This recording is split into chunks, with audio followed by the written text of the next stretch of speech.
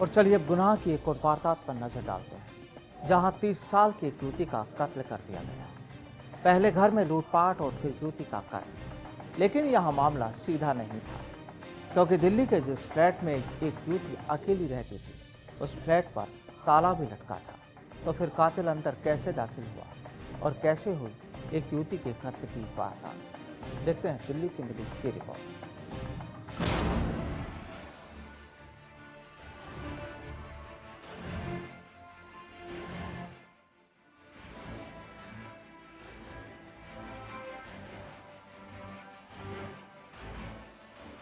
South east Delhi की यह है दयानंद कॉलोनी, जहां के लोग भी सकते में थे और इलाके की अमर कॉलोनी पुलिस भी इसी पशोपेश में थी कि आखिर कातिल की इस वारदात के पीछे का राज क्या है।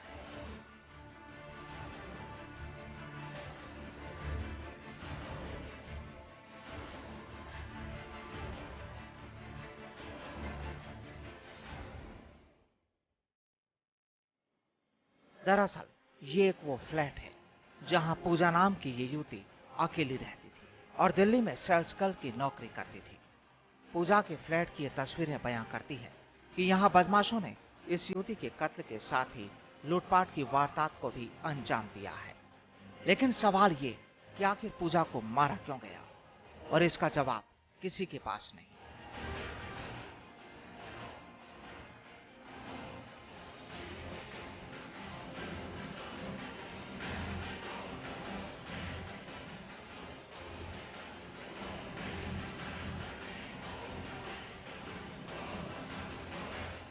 यहाँ पूजा के परिजन कहते हैं कि उन्हें भी इस बात की कोई खबर नहीं थी और पूजा के फ्लैट का ताला भी उन्होंने ही खोला था।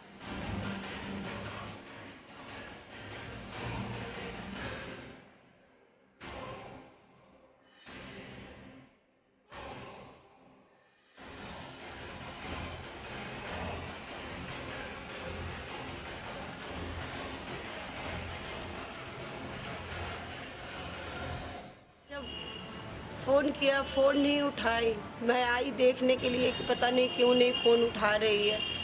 सबको, उसके दोस्तों को हमने फोन किया कि फोन तुम्हारे पास गई है, तुम्हारे पास, तो सबने बोला नहीं, मेरे तो कभी अभी कितने टाइम से मुलाकात, सबसे बात नहीं हुई है। मैंने बोला ठीक है। जब इसके एक दोस्त ने ही फोन किया था मुझे, तब मैं आई। जब दरवाजा चाबी मेरे पास होती है, एक चाबी जब मेरे पास, जब यहाँ हम आए, जब दरवाजा मेरे हस्बैंड ने खोले तो देखे वो लेटी हुई थी। जब मैंने ताला खोला तो वो उसके ना बेड पे से पैर दिख रहे थे। तो मैंने अपनी बीवी को बोला वो तो घर में ही पड़ी है। फिर जब हम अंदर गए तो मैंने देखा कि पहले तो ड्राइंग रूम में पूरा अलमारी खोला हुआ है और गुल्लक वगलक छोड़ा हुआ है। अच्छा। फिर जब मैं अंदर की तरफ इन किया तो वो एकदम मतलब बदबू दे रहा था उसके बदन से, और हाथ के नसें कटे हुए थे उसके।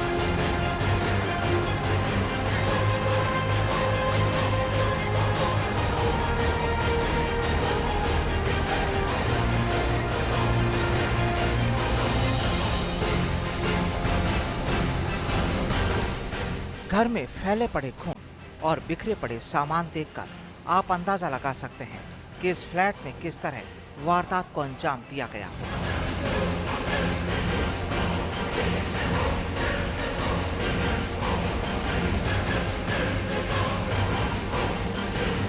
फिलहाल तो मामला शुरुआती जांच में लूटपाट का लगता है, लेकिन पुलिस को फ्रेंडली एंट्री का भी शक है।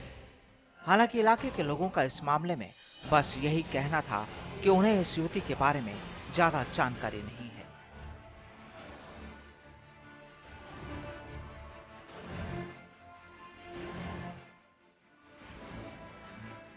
इस बारे में मेरे को कुछ भी पता नहीं है। मैं तो अभी शाम को पुलिस आए जब पता लगा भाई ये घटना ऐसे हो गई। उसको बहन वगैरह आई है, दरवाजा खोला तो पता लगा कि भाई मरी 3-4 दिन से लाश पड़ी है, मरी बदबू आ रही है, लोगों को पता लगा, तब पता लगा। पहले पता नहीं था किसी को। कब से बदबू कर रही थी? आज ही हुई है। पहले कोई बदबू का पता नहीं, उसका भी आज ही पता लगा। ये महिला क्या अकेली रहती थी या किसी ये के मेरे साथ? को पता नहीं, जो मकान वाले को पता होगा इस बारे में क्या है। अकेली रहती थी, लेकिन सुनने में आया अकेली रहती थी। साल सवा साल हो गया उनको यहाँ रहते हुए। क्या नाम था, कहाँ की रहने वाली? पूजा पासवान। और बाकी वेरिफिकेशन उसके अंदर है सर, हरिनगर आश्रम से मेन। अच्छा। जो पुलिस वेरिफिकेशन में है। पहले 3 साल की उम्र आपको में कब रिया पता की चला कि हाँ, मेरे को तो अभी अभी पता लगा, पुलिस वालों का फोन आया था। हमें तो पता ही नहीं था। रहती थी या नहीं, अकेली रहती।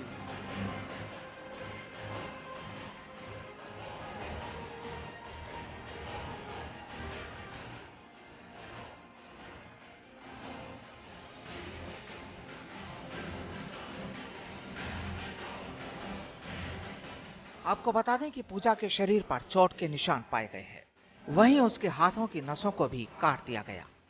पुलिस को अपनी जांच के दौरान एक डायरी भी मिली है जिसमें काफी मोबाइल नंबर लिखे हुए हैं और अब पुलिस उस दिशा में भी अपनी तहकीकात करने में जुटी है।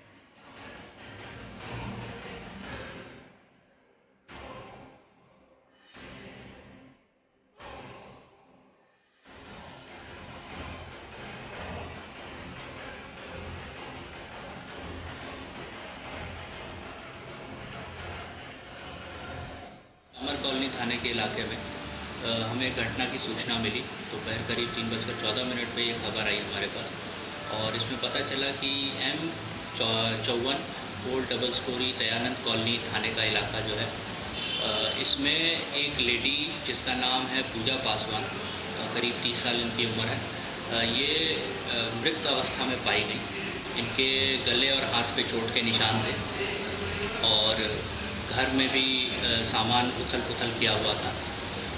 हमें इनकी इस घटना की जानकारी इनके रिलेटिव्स के थ्रू मिली, जो कि कई दिनों से इनसे संपर्क नहीं हो पा रहा था, इसलिए इनके घर पहुंचे थे।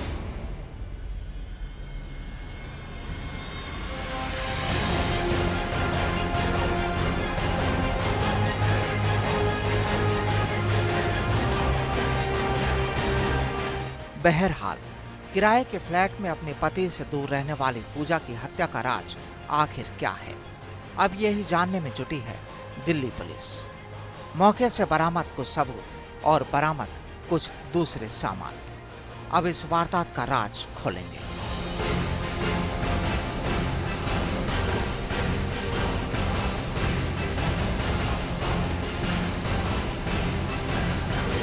दिल्ली से ब्यूरो रिपोर्ट।